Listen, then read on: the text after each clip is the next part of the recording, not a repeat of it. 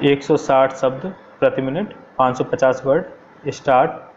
प्रधानमंत्री द्वारा लोकसभा में घोषित दोहरी मूल्य नीति के अनुसार गरीबी रेखा से नीचे रहने वाले परिवारों को प्रतिमाह 10 किलो गेहूं 2.5 रुपये प्रति किलो और चावल 3.5 रुपये किलो की दर से मुहैया कराया जाएगा। गरीबी रेखा से ऊपर रहने वाले परिवारों को अच्छा चावल 6.25 रुपये, सुपर चावल 7.5 रुपये और गेहूं 4.25 रुपये प्रति किलो बेचा जाएगा। इसके अतिरिक्त रोजगार आश्वासन योजना और जवाहर रोजगार योजना का लाभ पाने वालों को 1 किलो गेहूं या चावल प्रति व्यक्ति प्रतिदिन दिया जाएगा। प्रधानमंत्री ने स्वीकार किया है कि इन रियायतों से सरकार के ऊपर 80 अरब रुपए का बोझा पड़ेगा। वर्तमान महंगाई के दौर में गरीबों को सस्ता अनाज देने का कोई भी सरकारी निर्णय गलत नहीं हो सकता, पर समस्या यह है कि उसको सही ढंग से क्रियान्वित किया जाता है या नहीं। उल्लेखनीय है कि नई सार्वजनिक वितरण प्रणाली व्यवस्था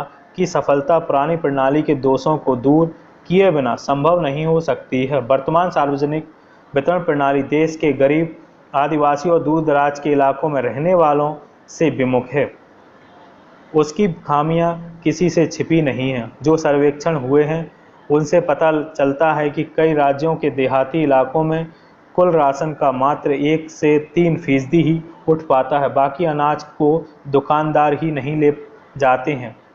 शहरी इलाके में अनाज की बिक्री अच्छी है, लेकिन चीनी मिट्टी के तेल की मांग गांव और शहर में ज़्यादा हो रही है। प्रश्न उठता है कि सिर्फ 10 किलो अनाज सस्ती दर पर देने से गरीबी की समस्या हल हो जाएगी, बल्कि परिवार की शेष चीज़ों के लिए बाजार की कीमतों पर निर्भर रहना पड़ेगा।